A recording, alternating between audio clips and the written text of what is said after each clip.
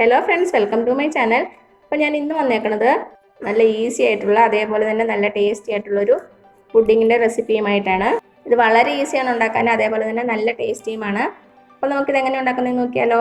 അപ്പോൾ നമുക്ക് നമ്മുടെ ഈസി ആയിട്ടുള്ള പുഡിങ് ഉണ്ടാക്കാൻ തുടങ്ങാം. അതിനുവേണ്ടി നമുക്കൊരു പാത്രത്തിലേക്ക് 1/2 ലിറ്റർ പാൽ ഒഴിച്ചു കൊടുക്കാം. ഇത് ഫുൾ ഫാറ്റ് മിൽക്കാണ്.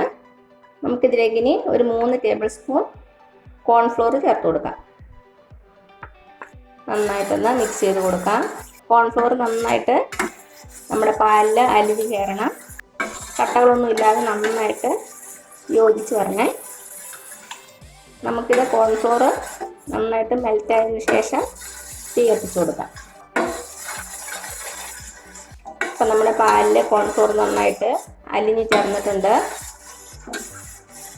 ഇനി ഇതിലേക്ക് നമുക്ക് ആവശ്യത്തിനുള്ള പഞ്ചസാര ചേർത്ത് കൊടുക്കാം.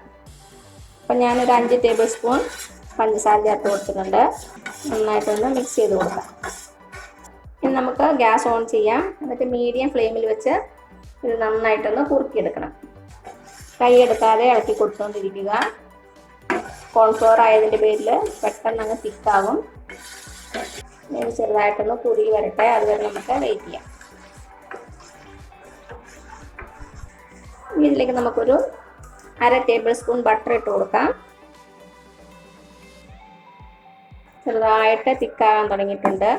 ഇനി ഇതിലേക്ക് നമുക്ക് കുറച്ച് വാനില എസൻസ് ചേർത്ത് കൊടുക്കാം. ഒരു ഫ്ലേവറിന് വേണ്ടിയിട്ടാണ്. അപ്പോൾ വാനില എസൻസ് ഇല്ലെങ്കിൽ ഏലക്കയുടെ പൊടിയായാലും മതി. അപ്പം നിങ്ങൾക്ക് ടേസ്റ്റ് ചെക്ക് ചെയ്ത് നോക്കിയിട്ട് കൂടുതൽ എസൻസ് വേണമെങ്കിൽ ചേർത്ത് കൊടുക്കാം കേട്ടോ. ചെറുതായിട്ടൊരു ടേസ്റ്റ് മാത്രം മതി. ഇപ്പോൾ ഇത് നന്നായിട്ടൊന്ന് തിക്കാകാൻ തുടങ്ങി. ഇപ്പോൾ ഇത് നന്നായിട്ട് തിക്കായിട്ടുണ്ട്. ഈ ഒരളവിൽ നമുക്ക് തീ ഓഫ് ചെയ്യാം. ഇനി നമുക്ക് സെർവിങ് പാത്രത്തിലേക്ക് ഇത് മാറ്റാം. ഇതിലേക്ക് നമുക്ക് കുറച്ച് ബട്ടർ ഇട്ടൊന്ന് ഗ്രീസ് ചെയ്ത് കൊടുക്കാം.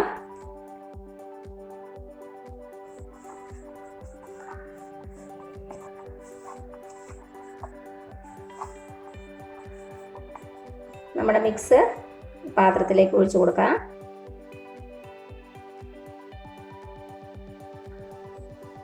അപ്പം നമ്മുടെ മിക്സൊക്കെ ഒഴിച്ചു കൊടുത്തു. ബബിൾസ് ഒന്നും ഇല്ലാതെ ചെറുതായിട്ടൊന്ന് തട്ടിക്കൊടുക്കുക.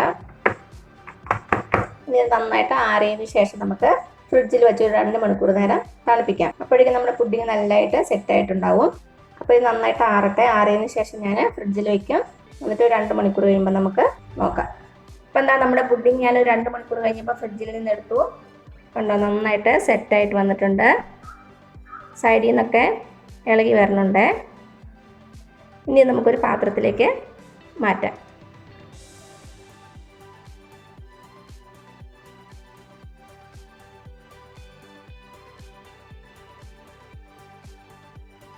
ഇതാ നമ്മുടെ പുഡിങ് ഒരു പാത്രത്തിലേക്ക് മാറ്റിയിട്ടുണ്ട്. കണ്ടോ, കാണാൻ തന്നെ നല്ല രസമില്ലേ? കഴിക്കാനും അതേപോലെ തന്നെ നല്ല ടേസ്റ്റിയാണ്. ഇനി ഇതിൻ്റെ മുകളിൽ നമുക്ക് കാഷ്യൂ നട്ടോ ബദാമോ എന്ത് വേണേലും ഇട്ട് ഡെക്കറേറ്റ് ചെയ്യാം.